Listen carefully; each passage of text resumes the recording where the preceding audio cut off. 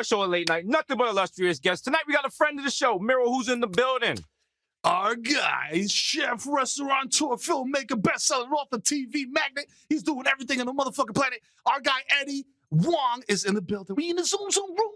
Eddie, what's up? Hey, my guy. Up? Thank you for having me on the greatest show in the world, the #1 show. Thank you, man. High praise coming from an illustrious guest. How's it hanging right now in the pandemic, man? I love it. I got an excuse not to hang out with anybody. It's fantastic. You just chilling at home, just working on stuff? Yeah, chilling. I mean, I smoke a lot more than I usually do. True, true. But I really think the microdosing and then the like get high by 3:30, that's really wavy for me. I enjoy it. Ooh, okay. You out west? You on Yeah. I'm in mid-city right now. Yeah. So, Yeah. Okay. You hitting the gas? On the wake up? I thought you was right here in New York. I was like, yo, bro, he's reckless. He's like, yeah, boy.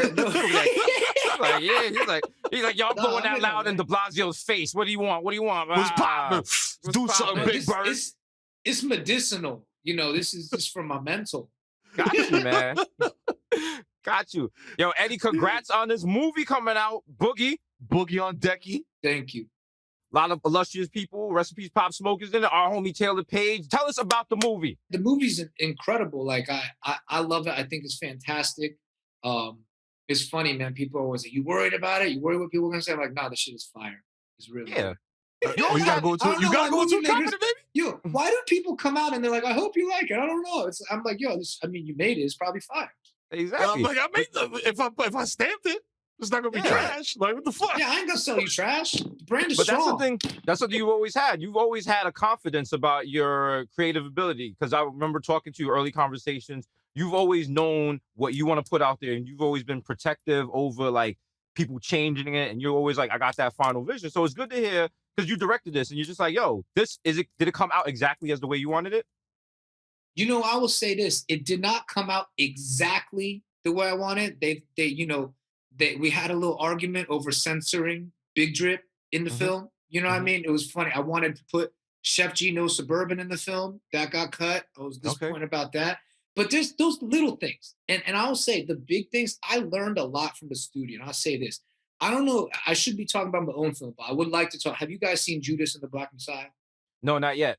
Not yet. No, it's a pretty good film. I really like that film. But I also like what like Coogler and Shaka King are doing, which is like they're making films about important things to not only the Black community, but immigrants and people in the margins in general. And they're making these films that are like, in many ways, like Spielberg films that are like, yo, they're blockbusters. Bring the whole family. Come learn about Fred Hampton. And that is also my mindset with Boogie is initially it was a much more like independent art film. But as we went through the edit, the president of Focus said to me, he was funny. He was like, yo, I feel like there's a Ford versus Ferrari in this film. It's like, Ford versus, there ain't no fucking cars in this film. There's a town car. Like, there's no Ferrari. And he's like, nah, but like a movie the size of Ford versus Ferrari, that breadth, that broad type of film, there's a broader film in here. And at first I fought him on it. And I was really fighting for my director's cut that was like slower, more meditative. But as we went through the post process, I was like, wait a second. I remembered something an English teacher told me. She said, Eddie, I want to give you an A on this paper, but you're not going to get an A because you're being argumentative. You're beating me with facts and you try to beat me with an argument. But the point of writing is to communicate. You want to rope your reader in. You got to give them like some sugar with the medicine. And when I started to hear my old professor in my head, I was like, yo, that's what we got to do. Because if I make a film that just speaks to Asian and Black and Latino audiences, youth culture, yo, it ain't gonna change anything. I want to move and shift conversations and change the world. So your movie has to speak to more people. So I hope I answered your question, DESUS. You did. Very succinctly. That was a good answer, but it was also heartfelt. It wasn't like a press answer. So shout to you. I mean, I shouted out another film. I'm like, yo, go watch his film. He's like, go watch this. That's fire. It's diplomatic. Speaking of like coming out first, like major motion picture, feature film, whatever you want to call it, casting all these like, unproven actors. Did anybody surprise you? Like, yo, damn, like they got chops, bro. Like, number one, Pop Smoke. Yeah. Pop, absolute monster. R.I.P. Pop. I love you.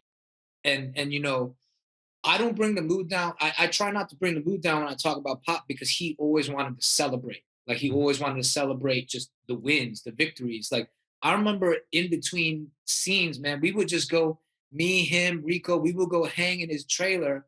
And, you know, he liked to eat gummy bears. I like to eat gummy. We just eat gummy bears and he'd be making up dances.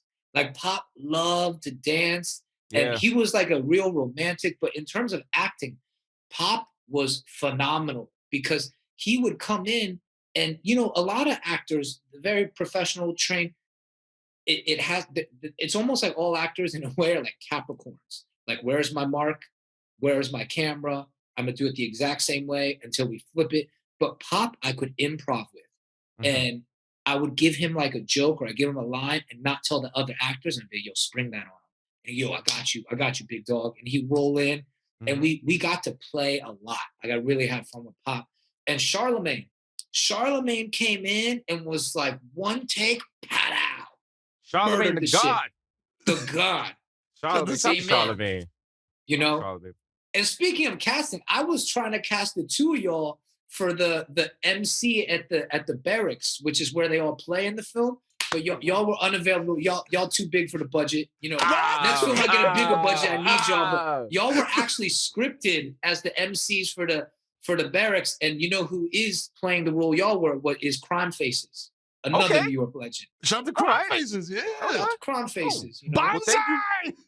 Yeah. Thank you for looking out for us. Who is this? Well, thank you for looking out for us, man. Damn, sorry we couldn't make that right there. Oh, man. I got another one for you. I sold another show and y'all are in the deck as well. So I'm always, every project, y'all my favorite. Y'all know that. Oh, thank you, Eddie. Thanks for looking out for us. You know what I'm saying? We was chopping it up outside barefoot, dog. You know the vibes. Yeah, I don't know if people know. We all came up together on Blogspot. Like, we like that 2010 New York era. You know, back in the day. So, Eddie, right now, sadly, we got a problem in this country with attacks on Asian Americans. What can we do, what do we need to do to stop this? Because I mean, like right now, it doesn't feel like, I don't know, like as a person who's not Asian, I don't feel like I don't know what I can do to help stop this. Is there like a messaging we could do? Is there just like attention we could spread about this? Because we're seeing like some very vicious attacks. We're seeing senior citizens being pushed down. We saw Olivia Munn's friend's mother get attacked out in Astoria, and it's just rampant. It's running rampant because a lot of it because of the guy that used to be in power emboldened it. But, you know, like, you want to speak on that for a second? Yes, and thank you for this time to speak on this. Look, I think there is a giant elephant in the room in this conversation. I see a lot of people trying to be active, doing their thing, calling on the government. To me, this is not a government issue. The government is not out there telling people to attack Asian people. There are not laws that allow you to attack Asian people. It's fully illegal. It's fully wrong. The problem is, like you said, Donald Trump came out and blamed Asian people, specifically Chinese people, for this virus and called it a China virus. We did not invent this virus. This virus just happened to come from China. We still don't even know how this virus happened. Like, this is an unsolved mystery still that we're working through. But the important thing to know and to educate all of our communities on is we did not start this virus. We do not want everybody to be sick. And we are not the cause of this. And please stop attacking us because it's not going to make you better. It's not going to bring back any of the 500,000 people in this country that died of corona. This is the most unfortunate circumstance we've ever lived through in our lives, but it is not the fault of Asian Americans. And I would just really beg everyone, all of our communities in America, we have at some point been the scapegoat for something in this country. You know, when white people suffer, they need somebody to blame. It may be Muslims, it may be Mexicans, it seems to always be Black people. Right now, it's Asians. And I hope that we can all come together and just educate, talk about it, and be like, look, stop banging on Asian people. That's what I would say. It's like, we are part of this American experiment. We are part of the community. And like, we here to help. We here to participate. So please. Well said. Well said. On a lighter note, how are you feeling about you know, the greatest basketball team in New York City? The New York Knicks? The New York Knicks. Let's talk about it. Let's talk about it. Friday night Knicks got to get there. 6-seeded Knicks. How you feeling about Tibbs? I love Tibbs. That's my coach, bro. I've never felt like we had a coach since Jeff Van Gundy left. Defense is back in the build. This is New York ball. Nobody can shoot. It's just defense and pick and roll. You know, some of us be throwing RJ be throwing rocks out there, but this New York basketball. Yo, fam. I'm gonna say it. I apologize. I'm gonna say it on national television. Julius Randle, I apologize to you. In the first 2 days of the season, I was like, yo, get him the fuck out of here. He spins into a double team every time. Yo, my man is Julius Randle. You've been crying, dog. All-star. That's he the EBT Nikola Jokic, dog. That EBT Let's Joker. Go. Very specific. You know? Oh, man. He's out here quickly gonna be like our little Jamal Murray type, you know. RJ somebody gotta just teach RJ how to shoot. He for real throwing rocks. And I love RJ. Good kid.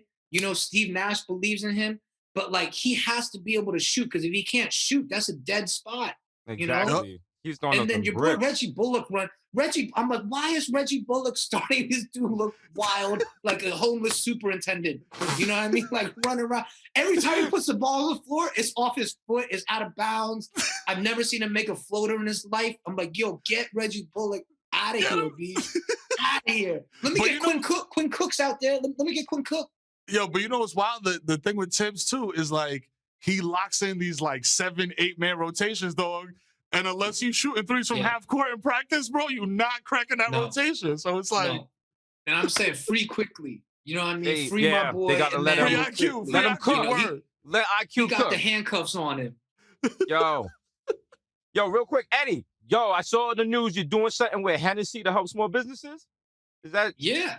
Hennessy is giving out, I believe, $250,000 to small businesses, Asian, Black, Latino, to just kind of stimulate the economy. I feel like Hennessy could give a little bit more bread. You know what I mean? That they're giving that VS money. Let's see some XO money. You know, VSO Paul.